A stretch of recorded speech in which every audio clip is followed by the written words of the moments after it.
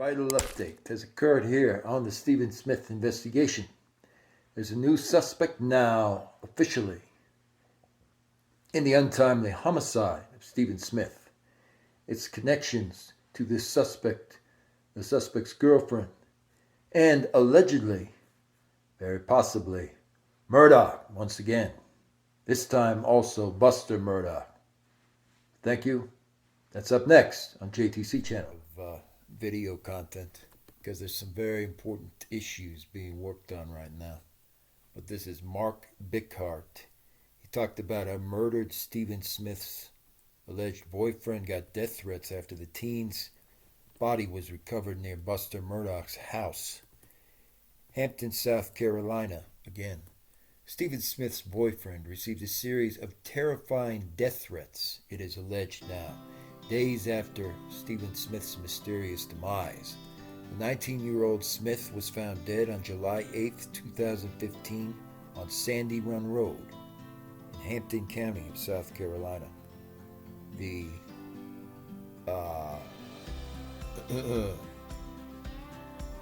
gender-challenged teenager's death was initially ruled as a hit and run, but now the case is being looked into as a likely homicide. Smith's boyfriend at the time, Mark Bickhardt, was reportedly the last person to speak with him before his remains were found near the Hampton County homestead of his classmate Buster Murdaugh, who's the son of the now dejected Alex Murdaugh, who was convicted of murdering his wife and son. Bickhardt stated that Stephen Smith called to inform him that he ran out of gas and felt like he was followed. They are coming toward him or going past because they sounded very loud, and they were getting louder after that. I believe this was the last time I talked to him, Bickhardt told the investigators. Died the same way Smith did. Just 5 days later, Bickhardt contacted the Hampton police to report a string of abusive phone calls coming from the Cayman Islands. The calls informed the victim that he would die the same way Stephen Smith did, and the victim believes that Smith's death was ruled a homicide, states the police incident report obtained in the Radar Online Bureau. The official's report further noted that the victim stated the calls began last week after his friend's funeral had passed. The police records made no mention of whether officers investigated the complaint or if they forwarded the details to the South Carolina Law Enforcement Division to investigate the new homicide. Smith's death was bizarrely ruled a hit and run by the county medical examiner's office, and in 2021 investigators found incriminating evidence after re-examining these issues in the relationship with Maggie Murdaugh, age 52, as well as a 22-year-old son, who were found brutally shot to death on their 1770-acre hunting lodge estate. Smith's body had also been found not far from the hunting lodge at that same time earlier. His remains were recently exhumed for a second autopsy, and investigators collect information on the homicide. Officials were told by various eyewitnesses that Buster Murdaugh shared a romantic relationship with Stephen Smith and was allegedly involved in his demise. I think it was a hate crime, claims attorney Eric Bland.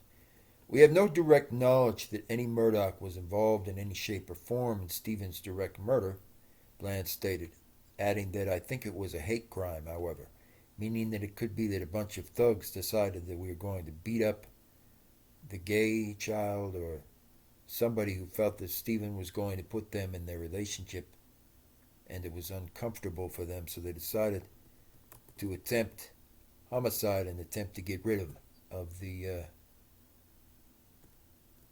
person in that case. Stephen Smith's alleged boyfriend also got death threats after their body was found near Buster Murdaugh's house. So very interesting what that begins to tell us. Here's some other interesting aspects to it as well. According to Fitz News, on December 21st, 2015, Duncan interviewed Nick Ginn of the Hampton Police about what Daryl Williams had specifically told Ginn regarding Patrick Wilson. According to Ginn, Wilson told Williams that Sean Connelly was drunk and hit something very hard that night. Ginn said Connelly came back the next day, saw the cops, and learned through the media somebody had been killed that night. He said Sean called Patrick in a hysterics and told him what had happened. Soon after Stephen Smith's death, 2 more lawsuits were filed against Sean Connelly. On August 7th, 2015, Randy Murdaugh filed a motor vehicle accident suit against Connelly on behalf of his client, Christopher Still, and the lawsuit was then dismissed, with Murdaugh kind of putting the lid back on things. Then on May 17th, 2016, Neil Alger from PMPED Group filed a motor vehicle accident suit again against Sean Connelly, and it was dismissed again. According to the case files, the South Carolina Highway Patrol never attempted to contact Patrick Wilson or Sean Connelly.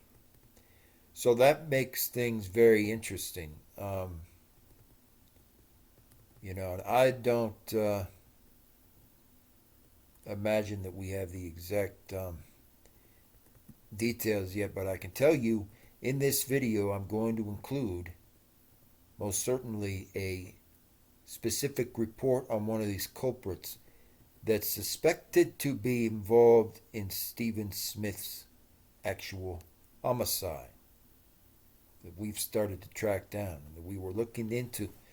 But more than that, it's going to specify again that this has been covered up for quite a while, apparently.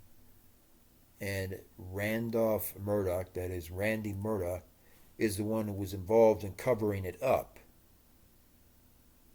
according to the evidence that's been found.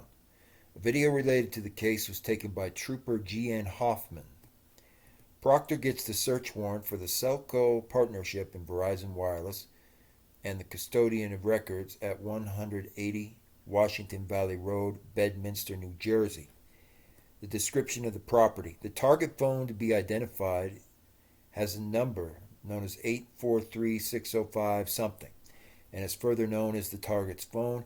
Any incoming or outgoing call data to include cell phone tower sites, text messages, cell towers, content, or anything else of the sort, including phone toll information, not limited to the target number, main number, account status, type of phone, subscribers, published status, service address, billing address, other numbers, former service number, the UFMI and IMSI numbers for each call from June 9th, 2015 onward, and any and all information submitted pursuant to the search warrant by electronic format shall be submitted and released.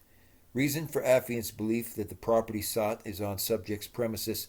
The owner of the above described cell phone, according to cell phone tower data and other cross-analyzed data, was fatally wounded in an incident on July 8th of 2015 on Sandy Run Road within the confines of the county of Hampton, South Carolina. The use of the phone before the incident are pertinent to the ongoing investigation. The individual was found deceased with a blunt force wound of some kind in the middle of the roadway with severe trauma. The investigation led to the individual not being found to be struck by any vehicle or anything else. The information on the phone would help determine who the victim had contact with prior to the events that led to his death. James and Hoffman of SCHP interviewed Ontario Eichen in Varnville, in the town of Varnville, South Carolina. On the audio, James mistakenly tells Ontario that Stephen was killed on Saturday night. Stephen was killed on Wednesday. And then James asks Ontario how Stephen got killed, and Ontario mistranslates everything he said and says social media caused it. Ontario tells him that he found out Stephen died on Facebook because someone wrote "Rest in peace, Stephen," and he saw the picture. James asks whether the post says anything about the method of the killing. Dontario states he was hit by a car. He didn't get hit by a car, is what James claims. Dontario says he didn't. James says someone murdered him in a homicide. Dontario says, for what? That's what I'm saying. Dontario asks, that's crazy. Why would somebody do that? Dontario tells James that he never really talked to Stephen Smith and that Stephen Smith was just a trainer on the football team. Dontario says he heard about Stephen Smith's death on the Friday that it happened. You know that it happened this weekend, etc. James asks Eichen multiple times what he was doing. James asks Eichen if he knows any of the Murdaughs, including Randy Murdaugh. What rumors have you heard around town? He asks again. Eichen said he minds his own business and doesn't look to any of that. James asks about Eichen's Hyundai Genesis and how he financed it, according to the record. James asked Eichen if he had an attorney, and he stated no, he had never had one. This is by no means a closed investigation, James stated afterward. So if you know something, I need to know everything about it. I don't want to get in trouble. You know, I'm saying this is very bad, and it looks bad on the whole department. This is the last time SCHP interviewed anyone for Stephen Smith's homicide, according to the case file. Below are the notes that were taken. Sandy Smith wrote a letter to the FBI and other powerful leaders to start opening up this case. In the letter, Sandy described her son's injuries in detail. He was attacked so violently that the entire side of his face was rebuilt with putty during the funeral. In the letter, Sandy said that she was getting mixed messages from the authorities in the aftermath of Stephen Smith's death. Hampton investigators had asked us at the time to continue to publicly say it was a hit and run. They claimed they didn't want the killer to know they were looking for him. In the letter, Sandy pointed out several different discrepancies in the 911 call logs. Michael Bridges of Hampton County arrived on scene within 1 minute, which is unheard of. The second officer, Jason Eubanks, arrived within 2 minutes, which is impossible. And this is suspicious because the area where my son was placed is rural. In the letter, Sandy said investigators had failed to access Stephen Smith's phone again, a piece of evidence that sheds light on the rumors. At the beginning of the investigation, officers told us they would not have access to Stephen's text messages for 1 year. They claimed they would have to send the phone to Apple to override security. According to the investigation, SCHP last mentioned the phone in January of 2016 when Proctor sent a search warrant to Verizon Wireless. Sandy said she knew that her son wouldn't be working on a rural road at night and then automatically go down a dark country road and get killed. His autopsy shows his toxicology reports were negative for drugs and alcohol, so I have no reason to believe he would have done something completely out of character. And that's interesting, folks, because really everything about this investigation of Stephen Smith has been very out of character since the beginning.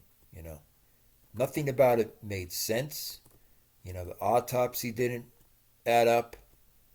The fact that Randy Murdaugh kept closing the case file and dismissed and deleted all the lawsuits against Connelly didn't add up. So it's very likely Connelly, is involved in some way. But everything about the initial reports on Stephen Smith's likely homicide certainly did not add up, And there's much more that needs to be dug out about this. So thank you. There will be some more in this specific video. Some seen for the first time. It's a big deal. Stephen Smith's body has been exhumed 8 years after the teen was found on the road near Murdaugh family home. Then finally they are openly talking about the problems with how quickly they closed the Connelly case file. Because Randy Murdaugh was finally fingered with the hard evidence that came out. He was fingered to have closed that file when it never should have been closed at all, given the kind of commotion that was going on. The body of the South Carolina teenager Stephen Smith has come under renewed scrutiny following the Murdaugh murders, and the body has been exhumed. Stephen Smith, age 19, was found deceased in the middle of a road in Hampton County. He was at school with Buster Murdaugh, the surviving son of Alex Murdaugh, who last month was found guilty of murdering his wife, Maggie, and his younger son, Paul. Stephen Smith, who was openly gay, was initially ruled to have died in a hit and run, but following the flurry of interest in the Murdaugh case and rumors that Stephen Smith and Buster Murdaugh had a relationship that was intimate as well, Smith's case was reopened again in June. On March 23rd, his death was declared a homicide, and his mother, Sandy, launched a GoFundMe to pay for the exhumation of the body. The campaign reached $188,000, and his body was exhumed and removed from the cemetery. Photos obtained by TMZ show a disturbed grave, a large tarp over the top. Stephen Smith was found dead in the road in Hampton County. Stephen Smith and his mother are seen in the photograph here. Our best wishes go to, all members of the family, for sure. It's a very difficult thing to go through. We will work with SLED and any subsequent investigation to follow up on these leads. Eric Bland, the attorney representing the Smith family, said they will not be commenting on the exhumation at this time. We were hired to get Stephen exhumed and the second autopsy performed, and that is what we intend. We are not the law enforcement, so we will work with SLED and any subsequent investigators on these key issues. Justice is coming, and I don't think anything is going to be able to stop it now. I think the case will be solved by phone evidence, computer evidence, or electronic evidence, both before and after the killing. And last week, Eric Bland confirmed that Stephen Smith's phone has officially been unlocked. We plan on putting a fresh set of eyes on the case as if we were just walking up to the crime scene. SLED has confirmed they now have a cell phone and they have cracked the records for that cell phone. And that's a real major development. I wasn't aware that they had any of the actual cell phone records until this time. It's one thing to say and point to kind of files that look a little bit suspicious, that had Murdaugh's name attached to it and so on. They still need to go and undergo all of that evaluation. But this is another thing, altogether. This is hard evidence here. And that makes me wonder now more directly whether Buster Murdaugh and his friend were involved with this whole scenario, since the beginning. They have the tablet, and they have now been working on cracking all the information in the tablet. Sandy Smith has been urging law enforcement to investigate links with Buster Murdaugh. Buster Murdaugh had issued a statement last month insisting he never had anything to do with his classmates' demise, and the rumors are baseless. I unequivocally deny any involvement in his demise, and my heart goes out to the Smith family, Buster Murdaugh stated. A tribute for Smith erected at the site where he was found deceased in Hampton, in South Carolina, in 2015. Smith was found deceased a few miles from Alex Murdaugh's former hunting estate on Moselle. The local news at Fitz News named two people, Patrick Wilson and Sean Connelly, age 25, of being a potential person of interest. According to the Fitz News report, Connelly and Wilson, who were both teenagers, lived in Hampton County when Smith was killed. Fitz News alleges, based upon that information as well as similar issues coming up in the court files, that Wilson's stepfather, Darrell Williams, said that he was told by Wilson that Connelly struck and killed Stephen Smith. Williams in turn notified the law enforcement agencies. Later, Williams told investigators that Wilson had moved out and he didn't know where he was living now. When efforts to locate him stalled, Williams said he was told to call the police by Alex Murdaugh's brother again, Randy Murdaugh. I have tried my best, the statement from Buster Murdaugh, I have tried my best to ignore the vicious rumors about my involvement in the Stephen Smith's demise and the continuing episode that are published in the media as I grieve over the brutal murders of my mother and brother. I have loved them a lot, and I have missed them ever since. I haven't spoken up until now because I want to live in private while I cope with their death and my father's incarceration. Before, during, and since my father's trial, I have been targeted and harassed by the media and followers of the Stephen Smith story. This has gone on for too long. These baseless rumors of my involvement with Stephen Smith and his demise are false. I unequivocally deny any involvement in his demise. I am requesting that the media immediately stop publishing these defamatory comments and rumors about me. In a statement shared by Alex Murdaugh's trial lawyer, Jim Griffin, Buster called the claims as baseless. The paper reported that both Connelly and Wilson were well known to police, with Wilson facing murder charges that were dropped. Yeah, so, and that's something interesting, that Buster Murdaugh could claim that. The problem is, he was kind of classmates with Sean Connelly, with the Connellys back then. And even if Buster himself didn't do it, that's really not a good look. That Sean Connelly was there, that his girlfriend was there.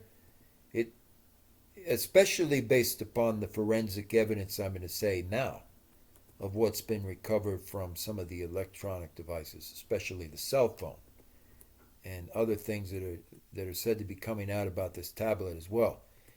It doesn't look at all in the positive direction when it comes to the cover-up for Buster Murdaugh. And if he was involved in covering this up, it's going to immediately be found out.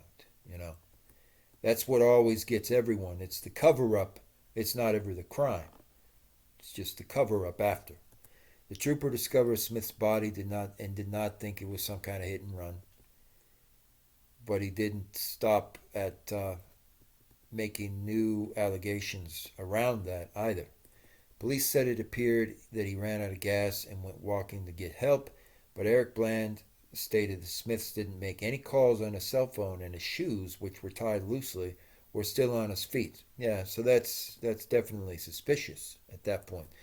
Smith's family thinks his injuries, including head injuries and a dislocated arm bent behind, indicate he was beaten to death and dropped on the highway afterwards. Bland also hopes private investigators gather and analyze all the cell phone data from Stephen Smith and the people he was communicating with to reconstruct who he was hanging out with. Well, yes, absolutely. Stephen Smith was said to have a secret life, but that's no excuse. And investigators need to get to the truth about all this. Yeah, no, they absolutely do. And we're going to go to that area, but I just wanted to point out, that's something that a lot of people haven't noticed for some reason. Wilson, as well as Connelly, were friends and classmates of Buster Murdaugh. And why would he be classmates with them? Why would he be associated with these people? Okay, that's a key issue to be examined. And we're going to go to that specific area here as well. Doctor added the Murdaughs, as big and powerful and rich as you're talking about, they are going to go on living like there's nothing that went on here.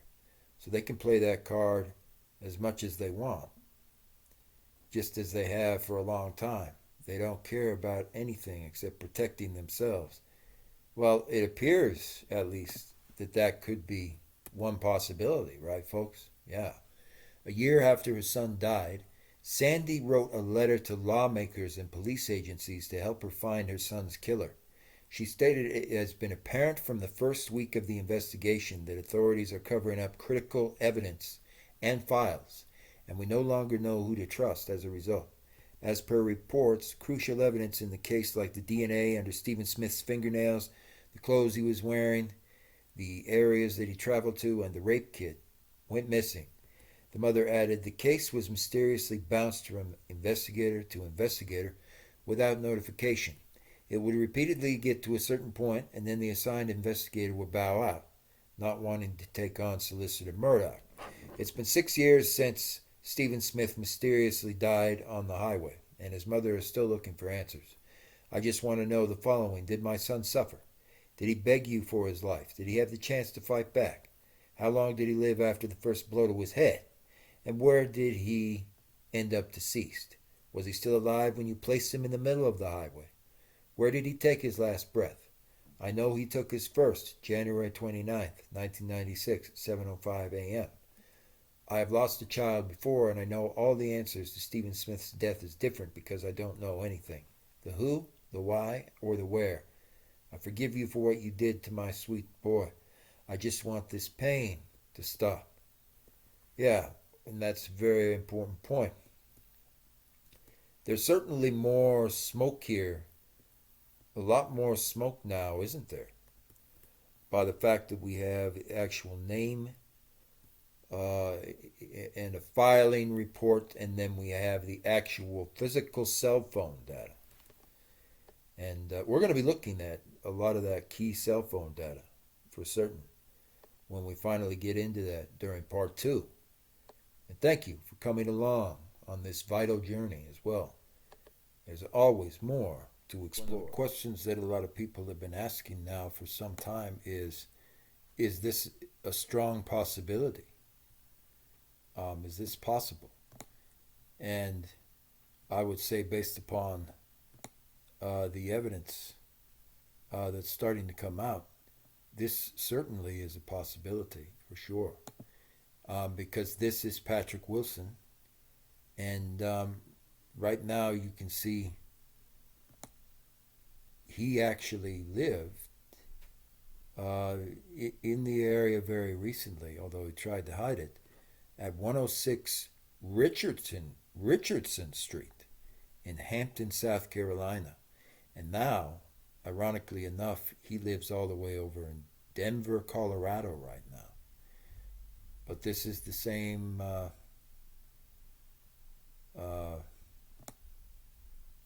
Wilson who I'm going to say is either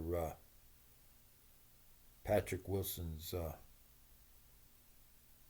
brother in some way, or it just simply is the same Patrick Wilson they're talking about.